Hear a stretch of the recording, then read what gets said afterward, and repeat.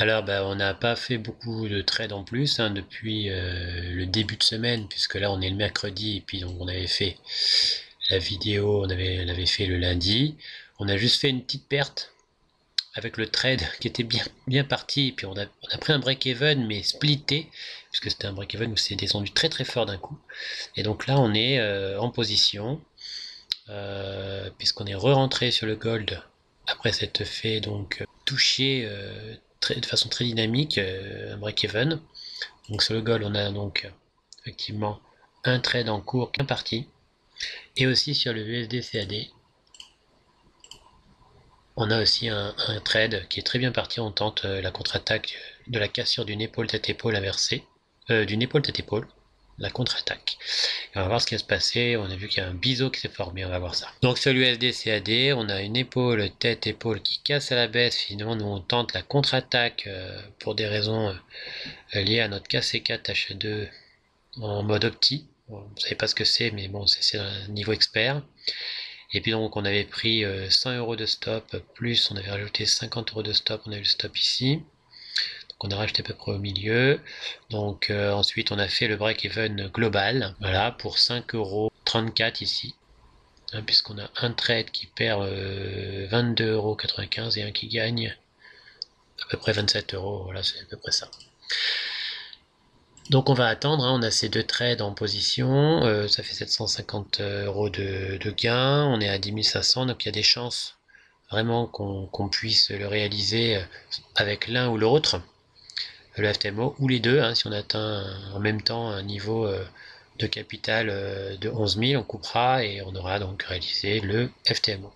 Voilà, alors, sur le Gold, il y a le break-even, pour un break-even de 6,33 €. Et donc si on est touché, bah, effectivement on ne perdra pas plus. Et celui-ci, effectivement, est aussi au break-even. Donc il faut attendre, hein, il faut attendre. Et c'est ça la difficulté, c'est qu'on est des fois pressé avec le temps.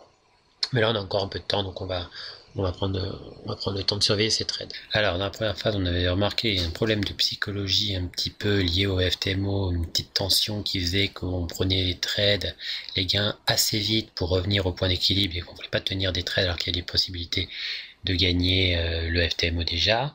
Donc là on décide de garder les trades, on va d'être stoppé sur USD CAD. Voilà. Et on décide de garder donc le gold et de le tenir. Voilà, donc on a au total l'opération perdu moins 0,87 donc centimes. Et juste derrière, eh bien, on décide de re-rentrer, cette fois-ci avec 0,78 lots sur USD-CAD. Mais on se fait stopper pas longtemps après, donc moins 100,65 € avec de l'échange et des commissions. Voilà, qu'on note finalement ici aussi dans la courbe d'évolution. Et puis entre temps le gold monte et on se dit on va faire l'objectif du challenge très rapidement, et du coup on décide de le garder et de tenir la distance comme prévu quoi finalement.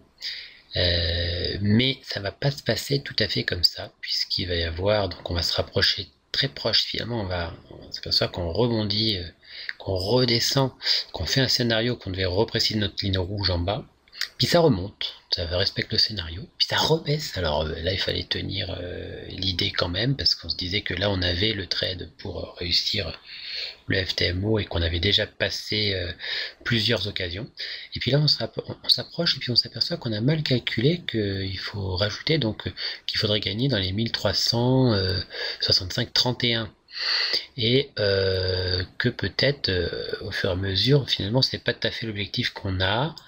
Donc on recalcule tout ça, on le remodifie, on met un peu plus haut pour voir ça. Finalement on est à 1383, on a recalculé que c'est bien 1365,01, de façon à tomber pile sur 11 000, puisque plus la courbe augmente et plus ça fait une petite variation quand même sur l'objectif.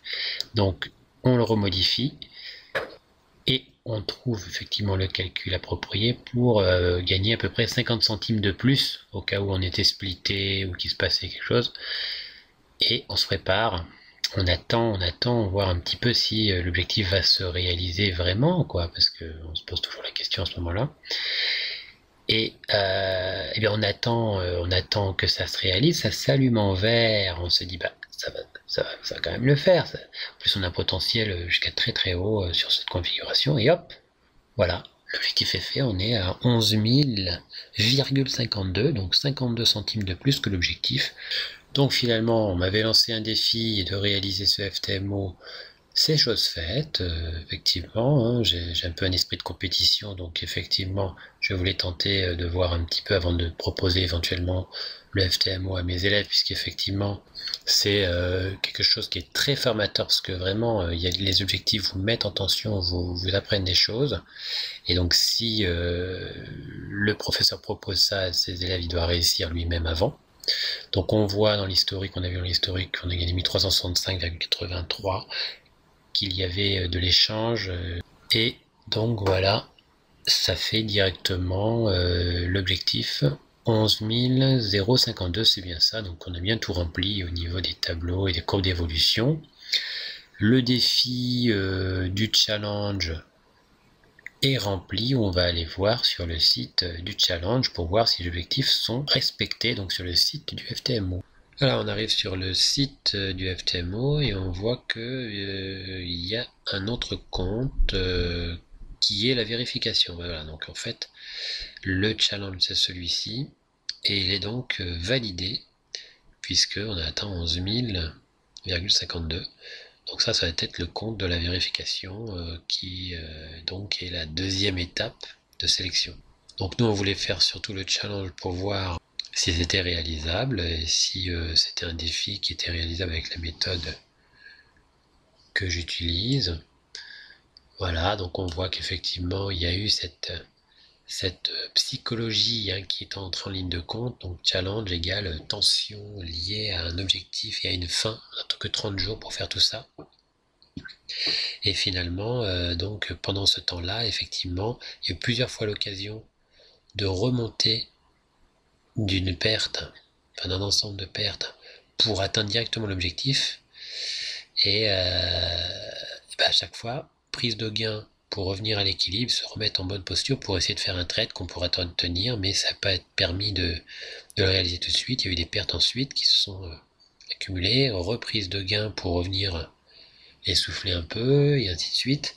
Donc à partir de là, il a fallu se dire qu'il fallait une forme de détachement, que ce détachement faisait qu'il fallait tenir son trade plus longtemps et pas rentrer dans un système où on va un petit peu trop effectivement vouloir à chaque fois revenir et voilà, revenir, mais après il faut essayer d'en tenir un minimum. Voilà, il faut tenir un minimum parce que là on est revenu, c'était un trade peut-être qui pouvait tenir longtemps pour faire du gain, et juste revenir pas loin du point de départ, c'est pas forcément le but, donc il fallait se détacher, faire moins de trades et se détacher la pression. Donc j'ai réussi à le faire pendant le FTMO, ce qui n'est pas toujours chose facile, donc de se détacher un petit peu de l'importance de la chose. Les objectifs, effectivement 13 jours de trading, 13 jours durant lesquels on a fait au moins une clôture, parce que c'est la clôture de trade qui compte comme un jour tradé. Donc il fallait 10 jours, on en a 13, c'est validé. On n'a pas perdu pendant une journée 500 euros, donc c'est validé. On n'a pas perdu les 1000 euros, on n'est pas tombé à 9000 sur le compte, c'est validé. Et l'objectif de 1000 est réalisé aussi. Donc ils expliquent actuellement les objectifs trading sont atteints. Toutes nos félicitations, nous allons vérifier votre compte et vous contacterons dans les plus brefs délais par la suite. Donc effectivement, c'est très formateur. Alors, qu'est-ce qu'on peut en retirer? C'est que sur le plan de la psychologie, c'est très formateur, ça vous met en pression, même si c'est sur un compte démo, c'est comme si, du fait de l'enjeu, c'est comme si effectivement vous étiez sur du compte réel, puisque c'est l'enjeu c'est d'être sélectionné pour avoir ensuite un poste de trader, trader un compte FTMO.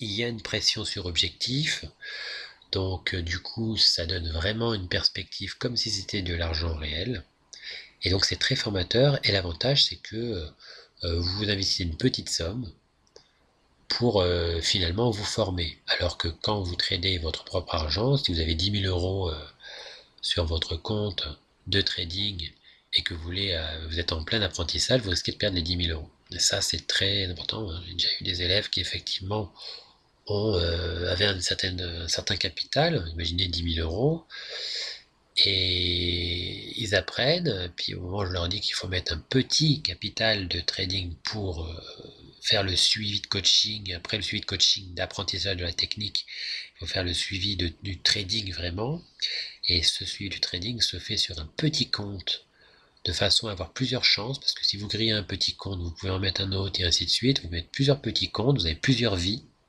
pour vous en sortir, plutôt que de commencer directement sur le gros capital et de le perdre directement, parce que dans le trading, vous allez griller des comptes, hein. Donc c'est ça le problème. Et donc là, l'avantage, c'est que du coup, forcément, vous n'allez pas perdre beaucoup d'argent, puisque vous investissez une petite somme, donc là c'est 155 euros pour un compte à 10 000, et vous tradez dans des pressions qui correspondent à de l'argent réel. C'est comme si c'était de l'argent réel alors que c'est un compte démo, parce qu'il y a des enjeux. Voilà. Et du coup, vous allez vraiment apprendre sans risquer de perdre tout votre capital. Donc ça, c'est très important. Par contre, c'est vrai que quand vous avez un compte de 10 000, comme vous n'avez pas le droit de perdre 1000, et bien en réalité, c'est comme si vous tradiez que 1000. Et donc vous êtes obligé de prendre des risques par rapport à ces 1000 euros, par rapport au fait que vous ne devez pas perdre ces 1000 euros, et vous adaptez le risque par rapport à ces fameux 1000 euros. Donc c'est ça qui est un petit peu, pas mensonger, mais qui est à prendre en considération, parce que c'est clairement dit, hein. Et il faut bien prendre en compte le fait que finalement c'est comme si vous tradiez 1000 euros, puisque c'est les 1000 euros que vous n'avez pas le droit de perdre. Donc une fois que ça c'est très clair, c'est quelque chose qui a l'air d'être quand même assez gagnant-gagnant. Donc à la fois le FTMO a un business plan en béton apparemment, là ils sont à peu près sûrs de gagner, parce que tous ceux qui vont échouer leur challenge, ils auront payé le challenge, ils ont largement gagné déjà beaucoup plus que quelqu'un qui échouerait, qui perdrait les 1000 euros sur le compte vraiment du trader FTMO. Voilà, il y a déjà plein de personnes qui ont, donc ils ont un business plan en béton, mais en contrepartie, ça respecte la logique du trader, et donc c'est une vraie promesse. Et ben c'est intéressant et on voit que c'est possible. Donc voilà, validé pour ce challenge. La vérification, c'est exactement les mêmes objectifs, les mêmes choses à respecter, sauf que l'objectif est divisé par 2 et qu'en plus on n'a pas que 30 jours mais 60 jours, on a 2 fois plus de temps pour faire un objectif 2 fois moins important, divisé par 2 quoi l'objectif. Donc ce serait un objectif de 500. Donc effectivement, ça permet de dire, d'avoir réussi ce challenge, de dire que c'est possible, et qu'avec les techniques hard trade, c'est possible. Donc de se former en faisant un challenge, pourquoi pas? Pourquoi pas? Moi je dis pourquoi pas.